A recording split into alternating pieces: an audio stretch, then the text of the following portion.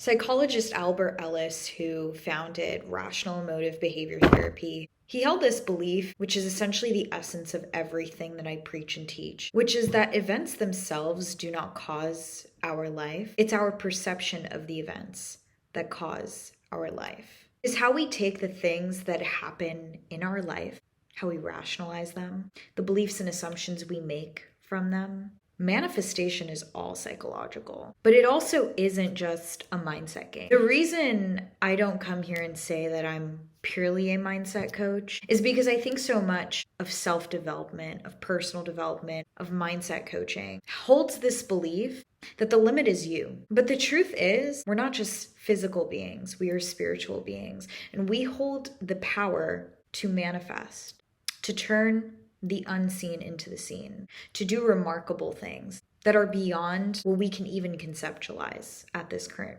point in time. The reason I'm a manifestation coach is because I don't believe the limit is you. I believe the limit is the universe. I don't believe everything has to come from within you. I believe it is co-created with the universe. And given that the universe is infinite in possibilities, so your life and the possible creations within it are infinite in possibility. See, when you don't limit yourself to what is possible to you, but what is possible to the universe, suddenly there's an expansion there. And suddenly you can create so much more than you ever thought possible. When Albert Ellis explains that it isn't events that cause our lives, but rather a perception of the event that causes our life, it reminds me that I don't necessarily avoid adversity in life because the event itself doesn't have the power to influence me. It is simply my perception of the event that holds that power.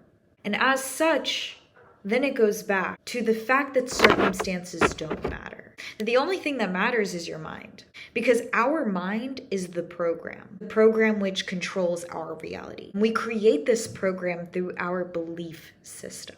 And so to change the reality, to change the operation of the program, you have to change your belief system. Everything in this life, your experience of life, isn't founded on reality because reality doesn't exist. What's real to me isn't real to you. One person sees blue, one person sees red. There's no such thing as reality. They're only points of view. Reality is simply your own perception because you're the only person experiencing consciousness with certainty. You see, Albert Ellis says, people and things do not upset us. Rather, we upset ourselves by believing that they can upset us. So I want you to think about everything that happens in your life moving forward. What do you give the power to control you? How can you change the program to operate in such a way that it seeks to benefit you? We do this by changing our belief system. We do this by changing our perception of reality. See, we could all be handed the exact same cards and live in the same exact bodies, but because of our own perceptions, we would all end up in different places. Because reality doesn't determine what life is. The 3D isn't actually the controlling factor, it's you. How can you prove to yourself that everything is conspiring in your favor because it is? How can you prove to yourself that it is always working out? What if you chose instead to look at the good in everything rather than the bad? What if you chose instead to believe that you are lucky rather than a victim? This brings me to Pascal's wager, which essentially talks about the fact that you have nothing to lose to believe in this. Because if manifestation isn't real and we're doing this solely for the sake of itself, the worst you get out of it is positive thinking. But see, the thoughts we think create the actions we take. And those actions are what's going to lead you to your destiny. And you've got to ask yourself, is it the positive version of you that leads you to your desired destiny, or the version of you that's always in deficit? And I go back to what I was saying earlier, mindset coach versus manifestation coach. As someone who studied education, studied psychology, who I'd consider, I'm fairly atheist. Manifestation and viewing this world from a spiritual perspective forces you to give up your ego and believe in something beyond you. Something beyond you that can co-create with you. And how would you approach life now? Knowing adversity, knowing challenge, knowing discomfort isn't the thing that determines your destiny, but rather your perception of these events. How can we start viewing adversity as a good thing, knowing that perception creates our reality, knowing that if we view it positively, we get closer to desired destiny? What do we have to lose? Because the truth is, if you look at some of the craziest things that people have accomplished, if you look at some of the most magnificent minds of our generations and generations in the past, these people created things that didn't once exist. They had to believe that something that literally physically did not exist could exist. That goes beyond mindset. Now that goes into the spiritual, the light bulb, landing on the moon. All of these things at one point seemed absurd or impossible. And yet, here we are. What is that thought that you have in your head? What is that absurd thing that you're dreaming of? And realize it's not that absurd.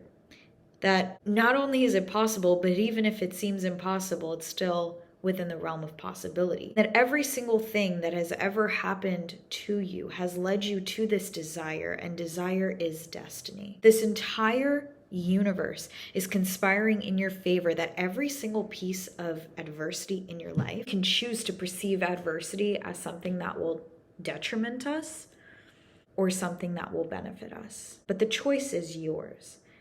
The difficulty doesn't lie in the decision-making process. The difficulty lies in believing you can even make that decision. And so I urge you to believe that you can. Because even if you are religious and you believe in God, the Bible says that we were made in God's image, and God has the ability to turn the unseen into the seen, and to recognize that not everything that happens in your life is the end, but rather perhaps a means to an end. And we call this the butterfly effect, where we often realize that sometimes it is exactly that adversity that leads you to your desired reality. So why not view everything that way? Because it all begins with the mind and what you believe is possible. And then your mind controls action, and action controls reaction. Within that funnel, within that sequence, that is where reality is created.